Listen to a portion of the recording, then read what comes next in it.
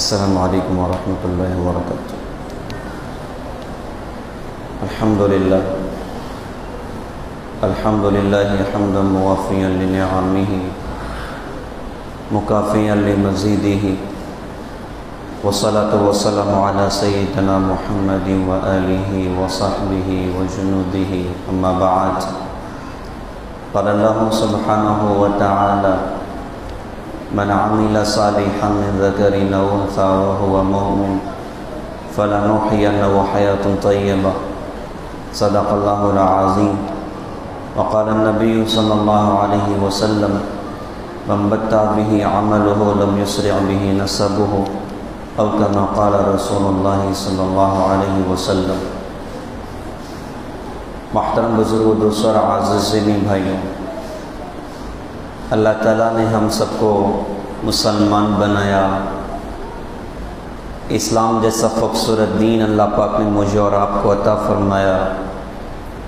ہمارے پاس اللہ جیسے رب ہیں، اسلام مذہب ہے، قرآن جیسی عظیم کتاب اللہ پاک نے مجھے اور آپ کو عطا فرمائی، حضرت محمد صلی اللہ علیہ وسلم جیسے عظیم نبی اللہ پاک نے مجھے اور آپ کو عطا فرمایا۔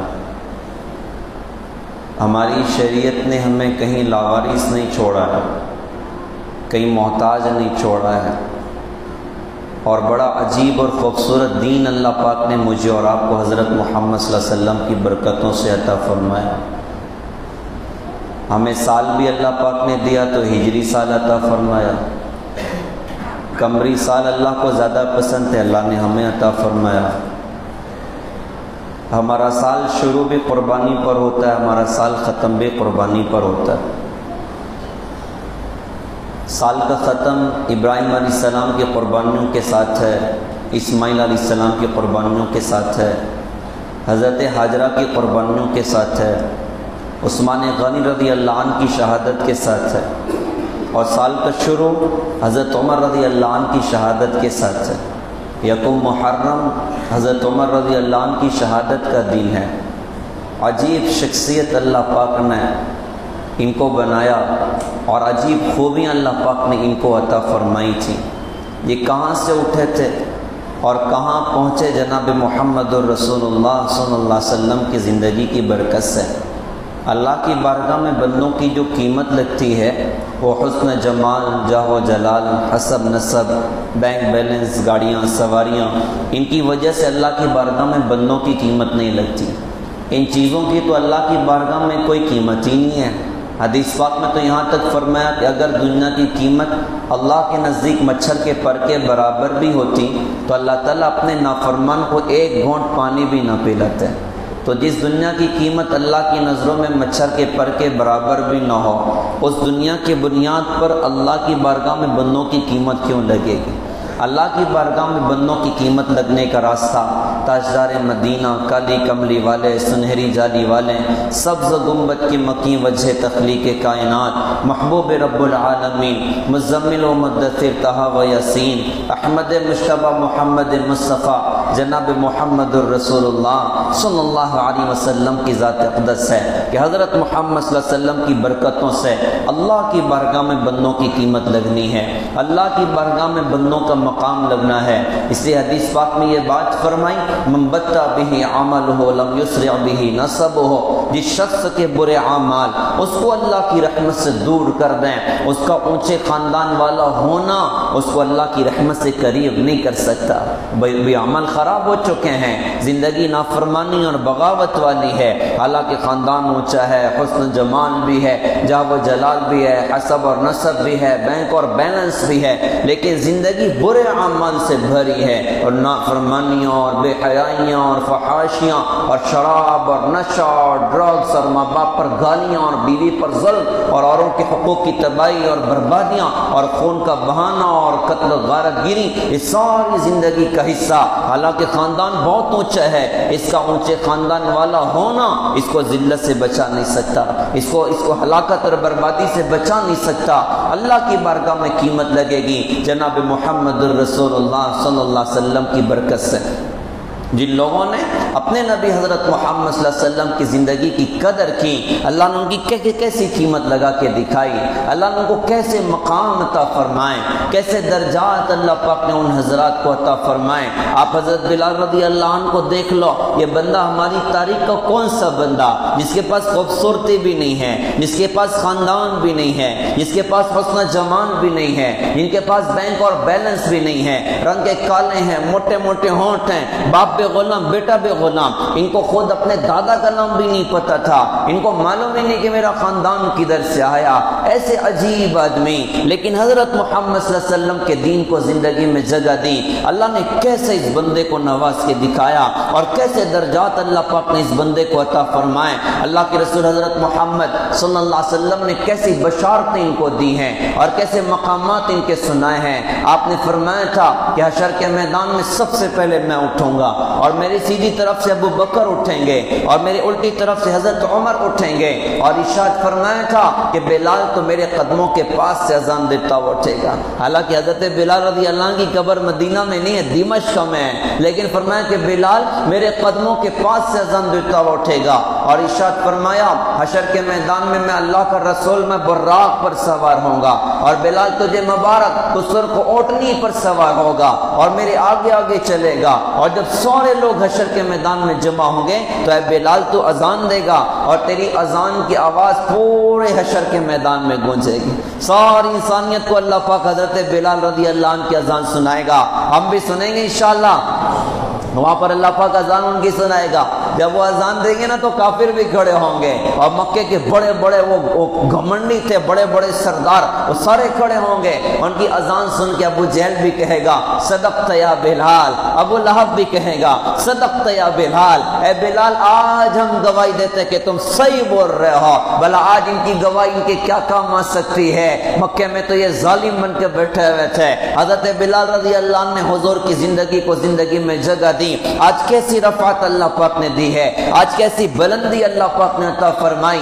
جو نہ تھے خود راہ پر دنیا کے رہبر بن گئے، وہ کیا نظر تھی جس نے مردوں کو مسیحا کر دیا، جنہیں بکریاں چرانے کا ڈھنگ نہیں تھا، ساری دنیا کو اللہ پاک نے ان کے پیچھے چلا دیا، اور کیسی ترقیاں اللہ نے ان حضرات کو عطا فرمائی۔ ان لوگوں نے اپنی زندگیوں کی قدر کی ہے، اپنے وقتوں کی قدر کی ہے، اپنی زندگی کو ضائع نہ کیا، اپنی زندگی کو برباد نہ کیا۔ اللہ نے مجھے اور آپ کو بھی آج موقع عطا فرمایا۔ ایک دور تھا فرعون بھی دنیا میں تھا، اور نمرود بھی دنیا میں تھا، اور شداد بھی دنیا میں تھا، قوم عاد دنیا میں تھی، قوم ثمود دنیا میں تھی، ابو جہل کو بھی اللہ نے دنیا کا زمانہ دیا، ابو لہب کو بھی اللہ پاک نے دنیا کا زمانہ دیا، صحابہ کو بھی دنیا کے کچھ وقت ملے، اور تابعین کو بھی ملے، اور تبع تابعین کو بھی ملے۔ لیکن کیا ماجرا ہے، ایک کچھ لوگ ہیں جو جنت کی طرف بڑھ رہے ہیں، اور کچھ لوگ ہیں جو جہنم کی طرف چلے گئے، ہلاکت اور بربادی ان کا اپنا مقدر ہو گئی۔ انہوں نے کیا کیا کہ اپنے دنیا کی زندگی کو ضائع کیا ہے، اپنے دنیا کی زندگی کو برباد کیا ہے،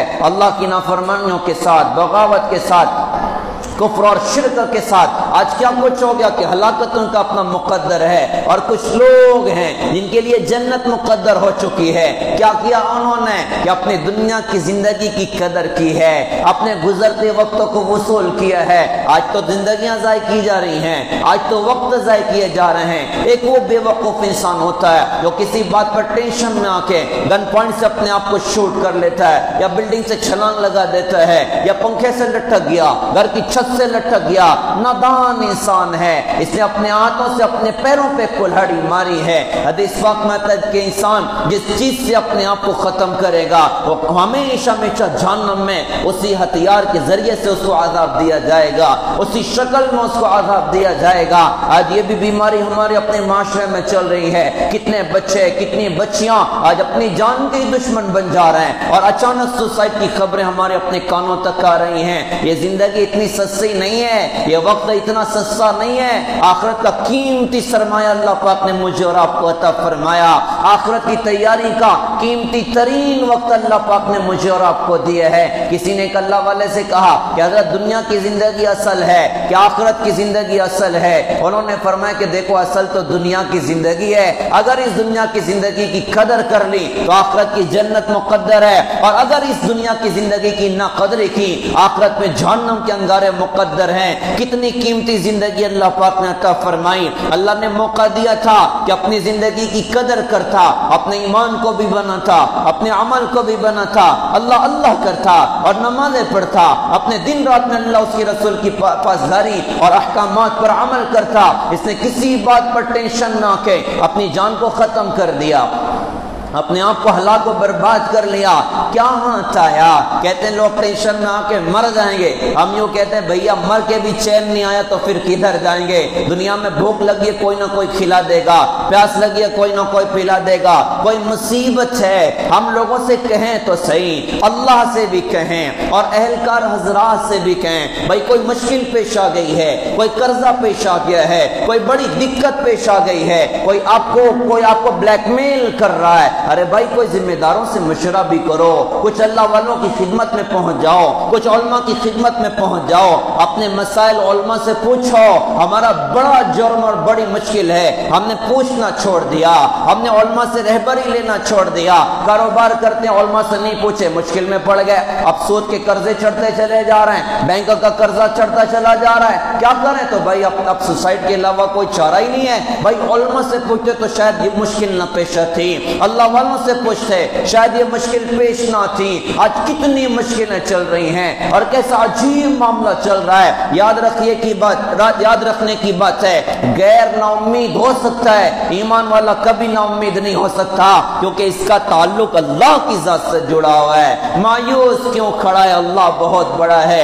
مایوس کیوں کھڑا ہے؟ اللہ بہت بڑا ہے۔ اللہ کی رحمت پر بھروسہ ہونا چاہیے، اللہ کی ذات پہ بھروسہ ہونا چاہیے۔ تو اللہ نے قیمتی زندگی عطا فرمائی، اپنی زندگی کی قدر کی جائے، اپنی جوانیوں کی قدر کی جائے، اپنے ہاتھ سے اپنی زندگی کو تباہ و برباد نہ کریں۔ تو ایک نادان ہوتا ہے جو اپنے آپ کو شوٹ کر لیا اور پنکھے سے لٹک گیا اور چھت سے لٹک گیا، اور ایک وہ نادان ہوتا ہے جو سلو پوائزن کی طرح اپنی زندگی کو ضائع کر رہا ہے، اللہ کی نافرمانیوں کے ساتھ، اللہ کی بغاوت کے ساتھ۔ کب نمازیں شروع کریں گے؟ سنیچر سے انشاءاللہ شروع کر دوں گا، آج پیر کا دن ہے، جمعہ سے انشاءاللہ نمازیں شروع کر دوں گا۔ تو جمعہ بھی ایسا کوئی آ نہیں رہا جس میں اس نے نمازیں شروع کی ہوں، نہ قرآن کے لیے وقت ہے، نہ اللہ کی یاد کے لیے وقت ہے، نہ نبی پر درود پڑھنے کے لیے وقت ہے، اور کاروبار میں بھی آزاد، اور شادی میں بھی آزاد، اور موت میت میں بھی آزاد، گھر باہر کی زندگی میں بھی آزاد۔ زندگی گزرتی چلی جا رہی، وقت گزرتا چلا جا رہا ہے، اور ایک وقت آئے گا موت نگاہوں کے سامنے کھڑی ہوگی،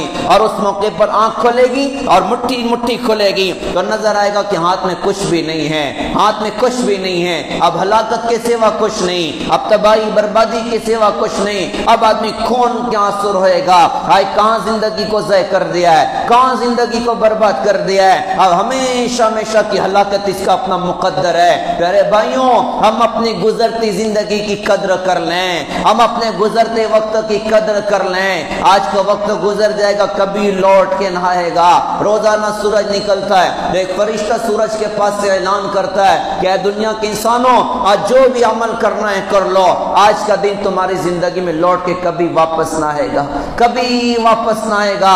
آج کا دن گزرا، قیامت تک لوٹ کے آنا نہیں ہے۔ کچھ کر لیا اپنی نیکی کے اعتبار سے آخرت کا سرمایہ، اور گناہ والی زندگی گزری، آخرت کی ہلاکت اور بربادی۔ اللہ ہم سب کی حفاظت فرمائے۔ تو جنہوں نے زندگی کی قدر کی، اللہ نے کہاں سے اٹھایا اور کہاں اللہ پاک نے ان حضرات کو پہنچا کے دکھایا؟ جناب محمد رسول اللہ صلی اللہ علیہ وسلم کی برکتوں سے۔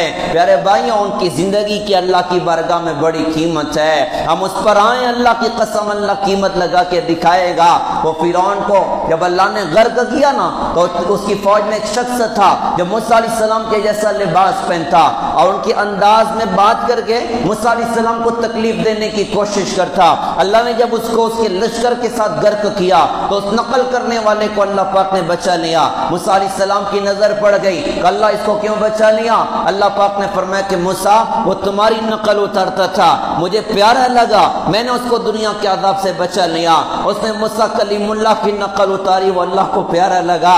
ارے ہم حبیب اللہ کی نقل اتاریں، اللہ کو کتنے پیارے لگیں گے۔ ہم نبیوں کے امام کی نقل اتاریں، اللہ کو کتنے پیارے لگیں گے، ان کی زندگی کی قدر کر کے تو دیکھیں، ان کی سنتوں کی قدر کر کے تو دیکھیں۔ دیکھو کیسے اللہ پاک نوازے گا اور کیسے اللہ پاک عزتیں عطا کرے گا، اللہ نے ان حضرات کو کیسے مقامات عطا فرمائے، اللہ نے ان حضرات کو کیسے درجات عطا فرمائے۔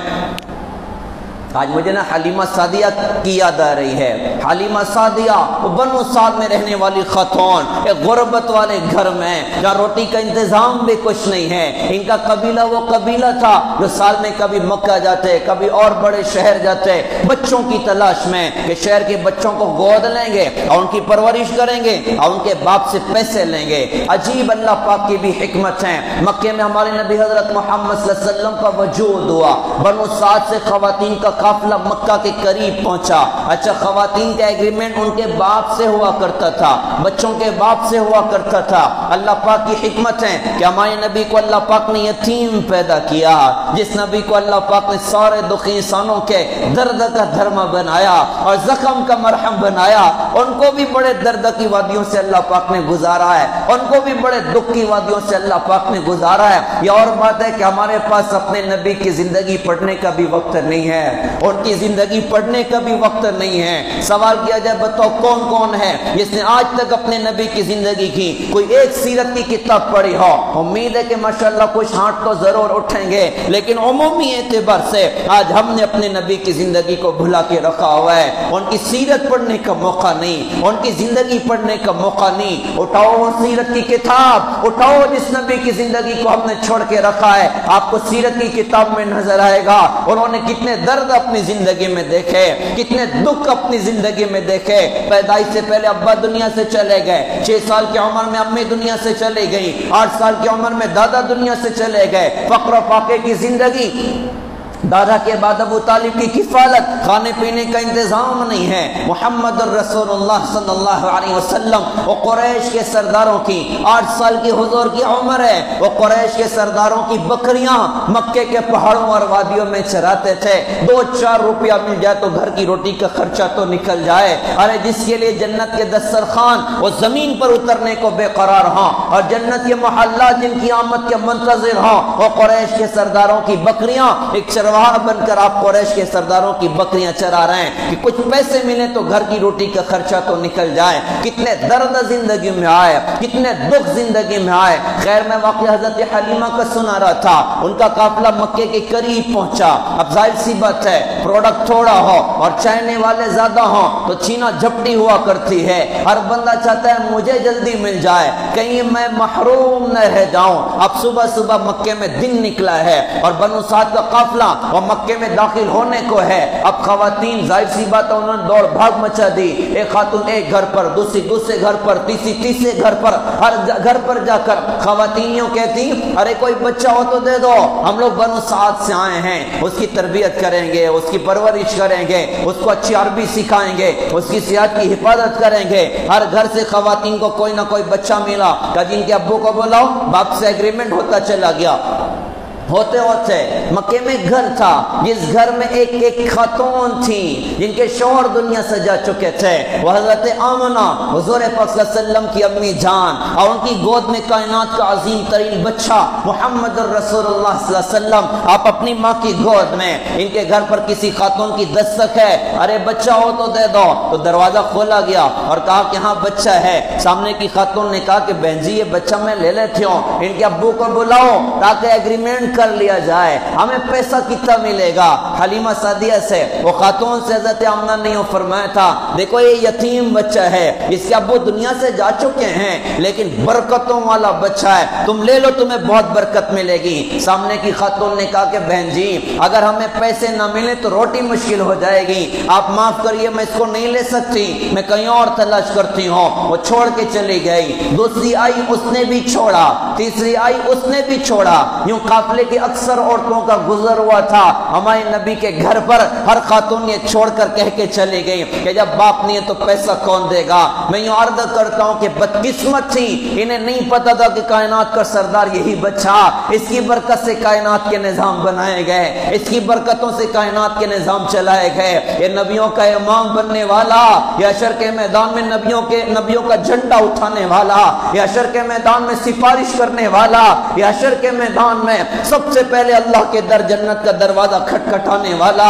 اس کی برکت سے تو سفارش بھی شروع نہیں ہو سکتی، اس کے بغیر تو سفارش بھی شروع نہیں ہو سکتی، ان کی سفارش کے بغیر جنت کے در نہیں کھل سکتے۔ بدقسمت تھی، وہ ساری چھوڑ کے چلے گئیں۔ میں عرض کرتا ہوں کہ آج ایمان والا بھی اپنے نبی کے ساتھ یہ معاملہ کرتا ہے، آج ایمان والا بھی اپنے نبی کے ساتھ یہ معاملہ کرتا ہے۔ نوجوان کہتے ہیں صاحب ابھی تو کل چھرے اڑانے کے دن ہے، ابھی تو ناچنے والوں کی زندگی کے ایڈیل بنانے کے دن ہے، ابھی کون سی سنت اور شریعت کی بات کرتے ہو؟ ابھی تو شباب ہمارے پاس ہے، ابھی تو باڈی اور شوڈی اور پیسے اور دولت اور جوانی اور شباب ہمارے پاس ہے، ابھی تو ناچنا بھی ہے، گانا بھی ہے، فحاشیاں بھی ہیں، عیاشیاں بھی ہیں، ڈرگس بھی ہے، ڈرگس کے دھندے بھی ہیں، اور ساری دنیا ہمارے لیے کھلی ہے، ہم جو چاہیں کر سکتے ہیں۔ ابھی کہاں سنت اور شریعت کی بات کرتے ہو؟ ہائے رے ہائے، جوانیاں تباہ ہو رہی ہیں، جوانیاں برباد ہو رہی۔ اللہ ہماری نسل کی حفاظت فرمائے، اللہ ہماری قوم کی حفاظت فرمائے۔ ارے کوئی جا کر بتائے شراب کا دھندا کرنے والوں سے، ارے کہاں زندگی ضائع کر رہے ہو؟ ارے کہاں اپنی جوانی برباد کر رہے ہو؟ ارے کیوں اپنے آپ کو مجرم بنا کر حضرت محمد صلی اللہ علیہ وسلم کے کھڑے ہونے کے سامنے جرأت کر رہے ہو؟ کیا منہ دکھاؤ گے حضور پاک صلی اللہ علیہ وسلم کو؟ اگر ڈرگس کا دھندا کیا کیا منہ دکھاؤ گے حضرت محمد صلی اللہ علیہ وسلم کو؟ میں ان جنرل بات کر رہا ہوں، اس سارے مجمع کو اللہ والا سمجھتا ہوں، لیکن چونکہ موبائل کا دور ہے باتیں دور تک پہنچتی ہیں، کسی ایسے مسلمان کے کان تک میری درد بھری صدا پہنچتی ہے جو شراب کا عادی بن گیا، جو ڈرگس کا عادی بن گیا، جو کتا گولی کا عادی بن گیا، جو نشے کا عادی بن گیا۔ یوں کہوں اللہ کے واسطے واپس آ جاؤ، ارے اپنی جوانی برباد نہ کرو، اپنی زندگی برباد نہ کرو، اپنے خاندان کو تباہ و برباد نہ کرو۔ آج ہزاروں گھر ہمارے اپنے شہر میں تباہ ہو گئے، نشہ کی وجہ سے، ڈرگس کی وجہ سے، خاندانی نظام درہم برہم ہو گیا، گھر کی زندگی بالکل تباہ و برباد ہو چکی ہے، بیوی سسک رہی ہے، مائیں تڑپ رہی ہیں، بوڑھے باپ جوان بیٹا ایک سہارا تھا نشے کا عادی بن کے گٹر کے کنارے پڑا ہوا ہے، شراب کے اڈوں پر جا کے بیٹھا ہوا ہے، ڈرگس کے اڈوں پر جا کر بیٹھا ہوا ہے، وہ باپ تکیے میں سر ڈال کے روتا اللہ میں کیا کروں، بوڑھاپے کے ایک سہارا تھا وہ بھی نشے کا عادی بن گیا ہے، وہ بھی شراب کا عادی بن گیا ہے۔ تو کسی ایسے بھائی کے کان تک صدا پہنچتی ہے شراب کا عادی اللہ کے واسطے واپس آ جاؤ، یہ شراب تو نہیں پیتا، نشہ تو نہیں کرتا، لیکن پیسے بھی کمانا ہے، تو ڈرگس کا ڈیلر بن کے بیٹھا ہوا ہے، وہ شراب کا ڈیلر بن کے بیٹھا ہوا ہے، کتا گولی کا ڈیلر بن کے بیٹھا ہوا ہے۔ میں اللہ اس کے رسول کا واسطہ دے کے کہوں کہ اللہ کے واسطے توبہ کر لو، اللہ کے واسطے توبہ کر لو، اللہ کے واسطے واپس آ جاؤ۔ تم حضرت محمد صلی اللہ علیہ وسلم کا سامنا کیسے کرو گے؟ تم حضرت محمد صلی اللہ علیہ وسلم کو کیا منہ دکھاؤ گے؟ حضور پاک صلی اللہ علیہ وسلم کے سامنے جا کر کیسے ان سے سفارش کی درخواست کرو گے؟ کیسے ان سے کہو گے کہ حضرت ہمیں بھی آب کوثر پلا دیجئے؟ کیا منہ دکھائیں گے حضور کو؟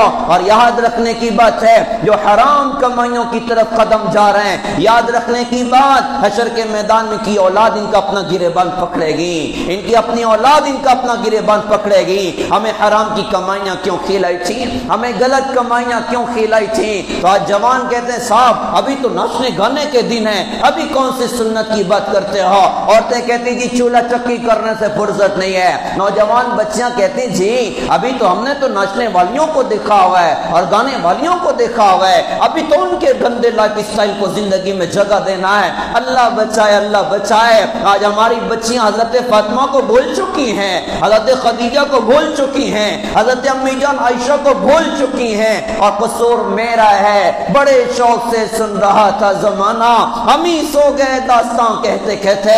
ہم نے کب اپنی بچیوں کو سمجھایا؟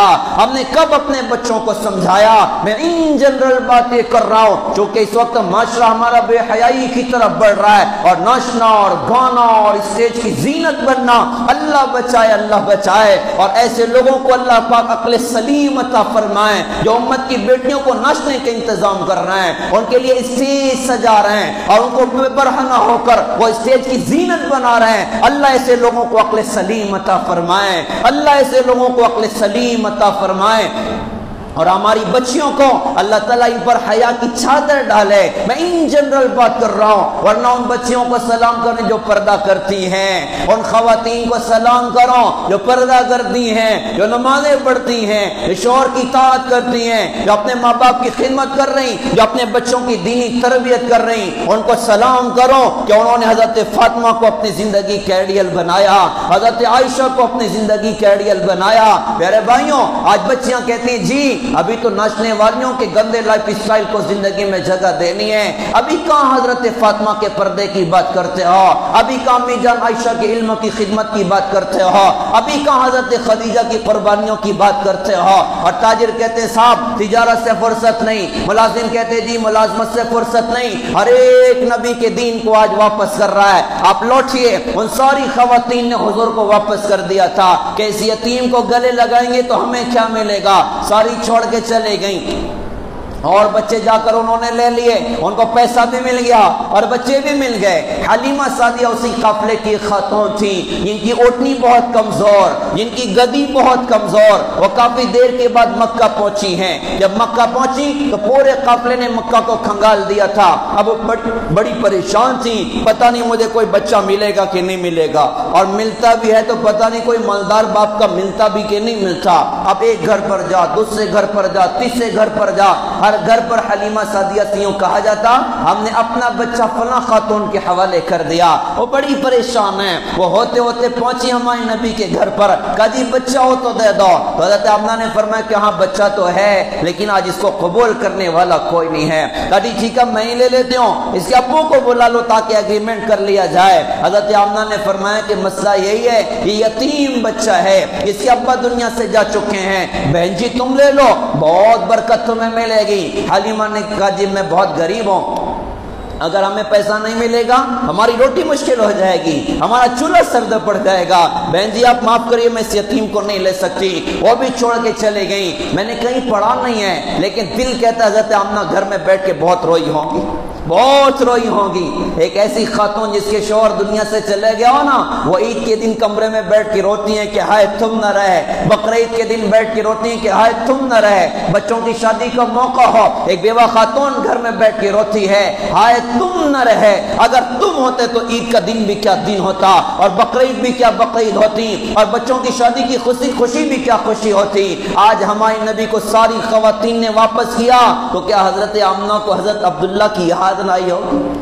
حضرت عبداللہ کی یاد نہ آئی ہوگی؟ خیر حلیمہ سعدیہ بھی چھوڑ کے چلے گئیں. دن بھر انہوں نے مکے میں تلاش کیا، ان کو کوئی بچہ نہ ملا. شام میں اپنی قیام گاہ پر واپس آئیں. قافلے کی ہر خاتون کی گود میں کوئی نہ کوئی مکے کا بچہ، حلیمہ سعدیہ کی گود میں مکے کا کوئی بچہ نہیں. اچھا ان کی کیفیت کیا؟ ان کا اپنا ذاتی بچہ تھا جس بچے کے لیے ایک قطرہ دودھ ماں کے سینے میں نہ ہوتا تھا. ان کی جو اوٹنی اس میں ایک قطرہ دودھ نہ ہوتا تھا کیونکہ چارہ ہی مل رہا ہے اور کھانے کا انتظام ہی نہیں ہو رہا ہے. ساری رات ان کا بچہ بھوک سے بیکار ہو کر بلک کر روتا تھا اور تڑپ کر روتا تھا اور انہیں رات میں نیند نہ آتی تھی. ان کے شوہر نے کہا کہ حلیمہ خالی گود جانا اچھا نہیں لگتا، میری رائے ہے آپ یتیم کو لے لو، شاید ہمارا برکت سے کام چل جائے، شاید ہمارا برکت سے کام چل جائے. حلیمہ نے کہا جی ٹھیک آپ کہتے ہو تو یہی کرتی ہو. وہ اٹھی ہیں، حضرت آمنہ سے جا کے کہا کہ اپنا بچہ مجھے دو. انہوں نے خوشی خوشی تیار کیا، گود میں دیا. جو ہی گود میں لیا تو یوں لگا کہ کائنات گود میں سما چکی ہے اور ایسی برکتوں کا نزول ہوا کہ ان کا بیٹا پیٹ بھر کے ماں کا دودھ پی رہا ہے. ماں حیران یہ برکت کہاں سے آ رہی ہے اور یہ نعمت کہاں سے آ رہی ہے. ساری رات ان کا بچہ بھی چین سے سویا، ہمارے نبی بھی چین سے سوئے. ان کے شوہر نے اوٹنی کو دیکھا، اوٹنی نے چارہ کچھ بھی نہیں کھایا، دونوں تھن دودھ سے بھر کر لٹک رہے ہیں. اس کو دوہا، پورا پیالہ دودھ سے بھر گیا، اس کو پیا، اپنے پیٹ کی بھوک کو مٹایا. عجیب نورانیت اور کیفیات کے ساتھ رات گزری. اگلے دنوں قافلے کی واپسی تھی. وہی کمزور اوٹنی اور وہی کمزور گدی جو ساری سواریوں کے پیچھے پیچھے چل کے مکہ میں داخل ہوئی تھی، اب ایسی برق رفتار بنی کہ ساری سواریوں کو اوورٹیک کر کے آگے آگے جا رہی ہے. اب قافلے کی عورتیں آوازیں تھیں، ارے حلیمہ ٹھہر تو صحیح، ارے حلیمہ رک تو صحیح، ایک بات بتا کیا تو نے اپنی سواری کو بدل دیا؟ تو حلیمہ سعدیہ کا جواب بڑا خوبصورت تھا کہ نہیں، سواری نہیں بدلی، سوار بدل گیا ہے. سواری نہیں بدلی، سوار بدل گیا ہے۔ اس بچے کی برکت ہے جو تم دیکھ رہے ہو۔ بنو سعد میں قحط کا زمانہ تھا، چروائے بکریاں چرانے جاتے انہیں کہیں چارہ نہ ملتا تھا۔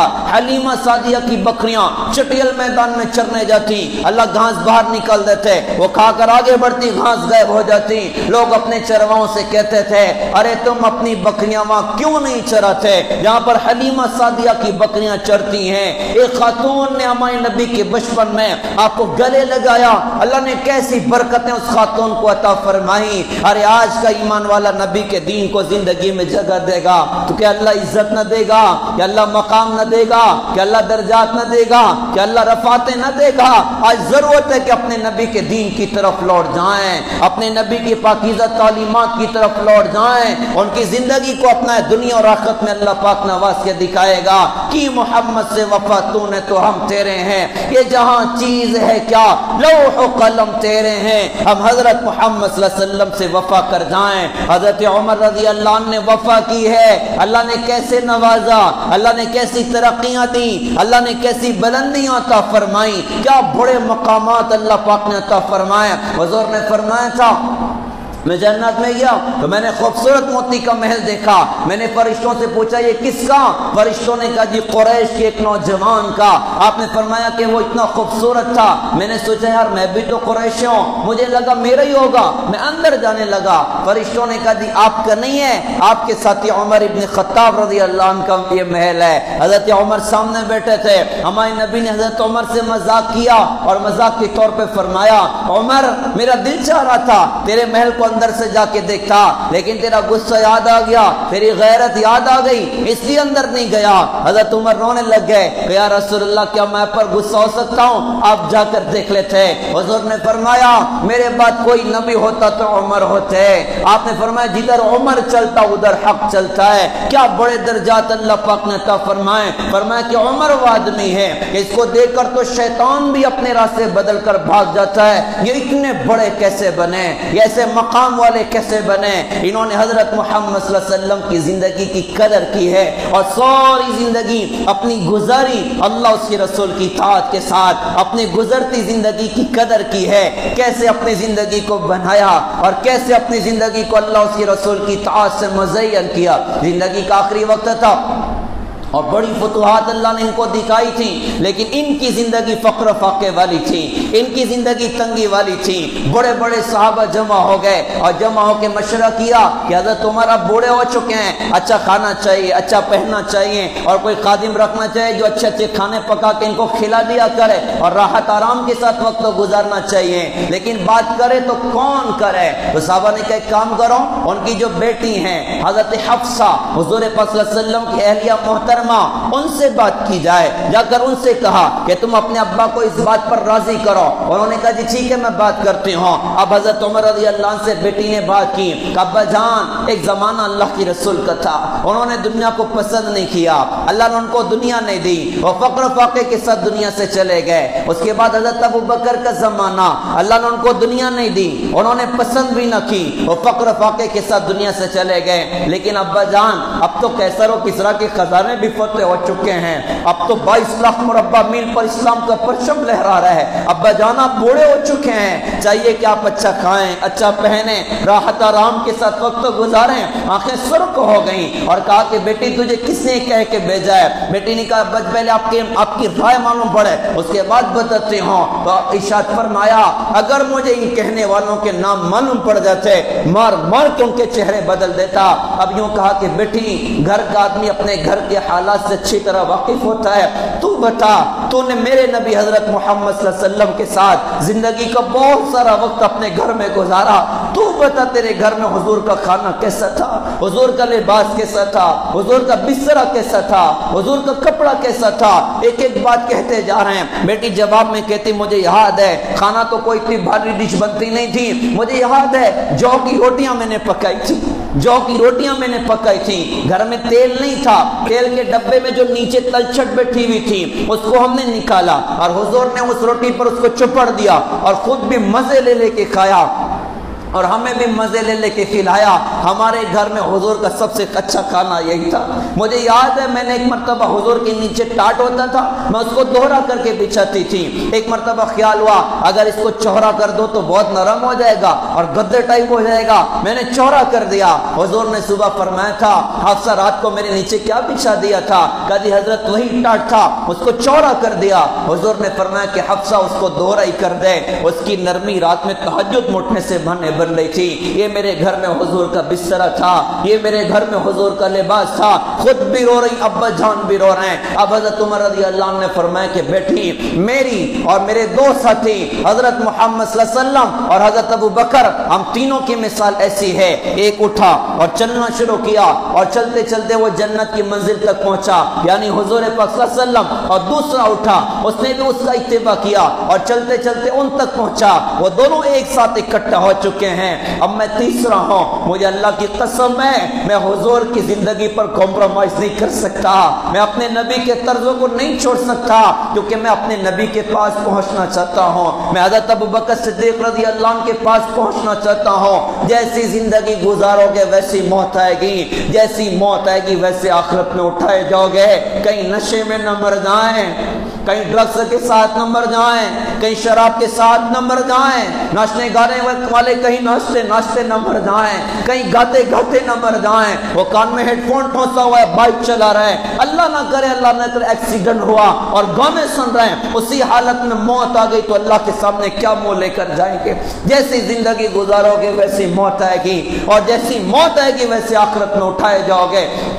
حضرت عمر نے پوری زندگی ایسے گزاری, پھر چاہت تھی کہ میں حضور تک پہنچنا چاہتا ہوں. اللہ نے پھر وہ مقام دیا تھا. فرمایا مختصر یہ کہ جب آخری ہفتے میں ان کے پیٹ پر ابو لولو ملعون نے خنجر مارا تھا فجر کی نماز میں, بڑا گہرا زخم, دودھ پلایا تو زخم کے راستے سے باہر نکل گیا, زندگی کی کوئی امید نہیں. اپنے بیٹے عبداللہ سے فرمایا تھا بیٹا جاؤ جا کے امی جان عائشہ سے کہنا میرا باپ عمر بن خطاب اپنے نبی کے کمرے میں دفن ہونے کی اجازت چاہتا ہے. امیر المومنین نہ کہنا. بیٹے حاضر ہو گئے حضرت عائشہ کے پاس, کہ امی جان عائشہ میرا باپ عمر بن خطاب اپنے نبی کے پڑوس میں دفن ہونے کی اجازت چاہتا ہے. امی جان عائشہ رونے لگ گئیں اور رو کر فرمایا تھا کہ میں نے تو اس جگہ کو اپنے لیے رکھا تھا, میرے شوہر بھی ادھر ہیں اور میرے ابو حضرت ابو بکر بھی ادھر ہیں. میں چاہتی تھی کہ میں ادھر دفن ہو جاؤں, لیکن حضرت عمر کی اگر چاہت ہے میں اپنے اوپر حضرت عمر کو ترجیح دیتی ہوں, جاؤ کہنا کہ تمہیں اجازت ہے. بیٹے نے آ کے مبارکباد پیش کی, کہا کہ بیٹا ہو سکتا ہے امیر ہونے کی وجہ سے اجازت دی ہو, جب میں دنیا سے چلے جاؤں ایک مرتبہ جنازہ باہر رکھنا, اجازت مانگنا, ملے تو دفن کر دینا ورنہ جنت البقیع میں دفن کرنا. پھر وہ وقت بھی آیا, یکم محرم تھا, آج کا دن تھا, بیٹے کی ایران پہ سر ہے. کہا کہ بیٹا میرے سر کو زمین پر رکھ دے. کہا ابو کیوں ایسا کرتے ہو؟ انہوں نے اٹھا کے پنڈلی پر رکھا. کہا بیٹا میرے سر کو زمین پر رکھ دے. کہا ابا کیوں؟ ارشاد فرمایا کہا کہ عمر کی بے بسی بے کسی پر اللہ کو رحم آئے اور اللہ عمر کی بخشش کا سامان کرتے. اللہ عمر کی بخشش کا سامان. ہم نے تو آخرت کو بھلا کے رکھا ہوا ہے, ہم نے تو قبر کی تنہائیوں کو بھلا کے رکھا ہوا ہے, قبر کے عذاب کو بھلا کر رکھا ہوا ہے, حشر کی ہولناکیوں کو بھلا کر رکھا ہوا ہے. یوں زندگی گزر رہی گویا مرنا ہی نہیں ہے, یوں وقت گزر رہا ہے گویا مرنا ہی نہیں ہے, اور یوں آزاد زندگی گویا مرنا ہی نہیں ہے. اللہ ہم سب کی حفاظت فرمائے. ارے جس کی برکت سے 22 لاکھ مربع میل پر اسلام کا پرچم لہرا رہا ہے, جن کو بڑے بڑے درجات حضور نے سنائے, جس کی برکتوں سے ہزاروں مسجدیں دنیا میں بنی, وہ بندہ کہہ رہا ہے کہ عمر کی بے بسی بے کسی پر اللہ کو رحم آئے اور اللہ عمر کی بخشش کا سامان کر دے. اپنے آپ کو زمین پر کروا دیا, اپنے گال اور رخسار کو مٹی سے رگڑ کے اپنے آپ سے کہہ رہے ہیں وَيْلٌ لَكَ يَا عُمَرْ إِن لَّمْ يَغْفِرْ لَكَ رَبُّكَ, عمر تو ہلاک ہو گیا اگر تیرے رب نے تجھے معاف نہ کیا. اس کیفیت کے ساتھ دنیا سے رخصت ہوئے ہیں. جنازہ تیار ہوا, لے کر چلے حضور کے روضے کے باہر جنازہ رکھا گیا. بیٹے نے دروازے پر کھڑے ہو کر کہا کہ امی جان میرا باپ عمر بن خطاب دروازے پر حاضر ہے اور اندر آنے کی اجازت چاہتا ہے. امی جان عائشہ زارو قطر رونے لگ گئیں. پردہ کیا, پردہ کر کے باہر نکلتے ہوئے فرمایا مرحبا مرحبا مرحبا. باہر نکل گئی. اب قبر کا گڑا کھودا جا رہا ہے حضور کے روضے کے اندر، حضور کے روضے کے اندر، حضور کے قبر کے بازو میں گڑا کھودا جا رہا ہے. حضرت عبداللہ ابن عباس رضی اللہ عنہ کہتے ہیں میرے کاندھے پر پیچھے سے کسی نے ہاتھ رکھا، میں نے پلٹ کر دیکھا تو حضرت علی رضی اللہ عنہ تھے. وہ کہہ رہے تھے کہ عمر مجھے پتا تھا یہاں تو آئے گا، تیرے علاوہ کوئی نہیں آ سکتا.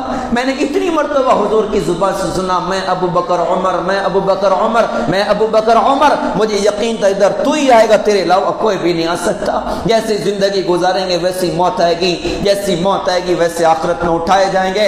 لہذا پیارے بھائیوں ہم بھی اپنی آخرت کی فکر کریں، اپنی گزرتی زندگی کو وصول کریں اور اپنی زندگی کی تبدیلی کے فیصلے کریں. کوئی جمعہ تو انقلابی بن جائے، کوئی رمضان تو انقلابی بن جائے، کوئی بقرعید تو انقلابی بن جائے، کوئی بیان تو انقلابی بن جائے. سینکڑوں بیانات سن کے آج تک زندگی نہ بدلی. او بھائی جمعہ کی مبارک گھڑیاں ہیں اور یکم محرم ہے، آج عزم ارادے کریں انشاءاللہ اب تو جینا اللہ اس کے رسول کے دین کے ساتھ ہے، اب تو مرنا انشاءاللہ اللہ اس کے رسول کے دین کے ساتھ ہے. بے وقوف دنیا کی پرواہ نہیں، پرواہ اپنے اللہ کی، پرواہ اپنے نبی حضرت محمد صلی اللہ علیہ وسلم کی. اسی کو سیکھنا ہے اور سارے عالم میں زندہ کرنا ہے. اس کے لیے 3 کام بطور خاص کریں. ایک علماء سے جڑ کر زندگی گزاریں، موت میت علماء، کاروبار علماء، تجارت علماء، کوئی مسائلوں علماء، پوچھ کے زندگی گزاریں، اللہ مشکلوں سے بچا لے گا. دوسرا یہ عرض کرتا ہوں بدن بیمار ہوتا ہے ڈاکٹر کے پاس جاتے ہیں، یہ روح بھی بیمار ہوتی ہے،